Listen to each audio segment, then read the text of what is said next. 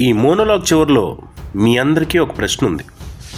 ఆ ప్రశ్నకి సమాధానం విత్ ప్రూఫ్స్ అండ్ ఎవిడెన్సెస్ మాకు తెలియజేస్తే మీ అందరికీ ఒక మంచి గిఫ్ట్ అందజేస్తాం. The most popular bedtime story in Telugu. ఈ కథ తెలియని తెలుగువాడు ఉండడు. ప్రతి తెలుగు బిడ్డ అమ్మా నాన్నల ఒళ్ళోనో గ్రాండ్ పేరెంట్స్ గుండెల మీదనో పడుకుని ఈ కథ వినే ఉంటారు. ఎంత పై చదువులు చదువుకున్న మేధావైనా, అసలు చదువే లేని నిశాని అయినా ఈ కథ చెప్పమంటే నిద్రలో లేచైనా సరే గడగడా చెప్పేస్తారు. ఇది నేను లెక్కలేనన్నిసార్లు విన్న కథ. చిన్నప్పుడు ఎవరినైనా కథ చెప్పమంటే మొదలుపెట్టేవాళ్ళు.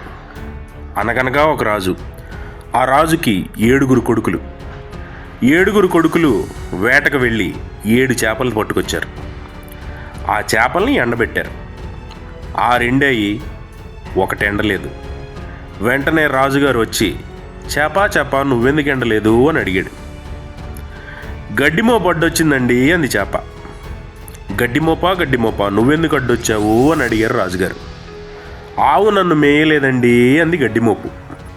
ఆవు నువ్వెందుకు మేయలేదే అని అన్నారు రాజుగారు. అవ్వ నా ముందు గడ్డి పెట్టలేదండి అంది ఆవు.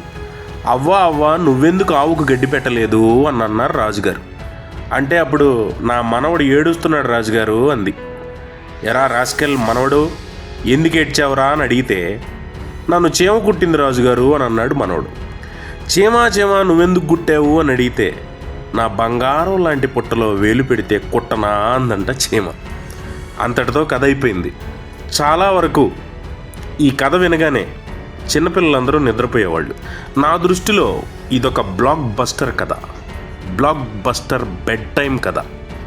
ఈ కథ నాకు తెలిసిన తర్వాతే నేను ఓనమాలు దిద్దాను, అంకెలు నేర్చుకున్నాను, సుమతి శతకం, వేమన శతకాలు చదివాను. ఈ కథ తెలిసిన చాలా రోజులకి ఇందులో ఒక నీతి ఉందని తెలిసింది. అదేంటంటే ఎవరి పని వాళ్ళు చెయ్యాలి.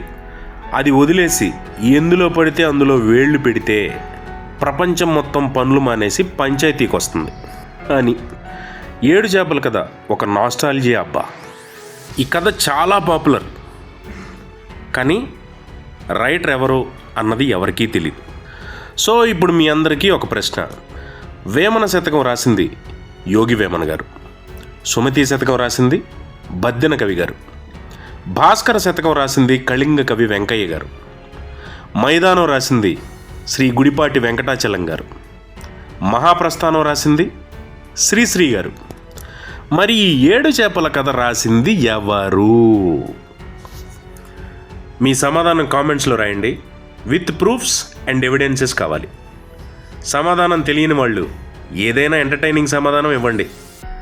కరెక్ట్ ఆన్సర్కే కాదు, ఎంటర్టైనింగ్ ఆన్సర్కి కూడా గిఫ్ట్స్ ఉన్నాయి.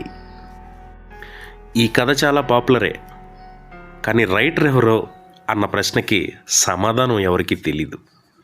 చివరికి గూగుల్ తల్లికి కూడా.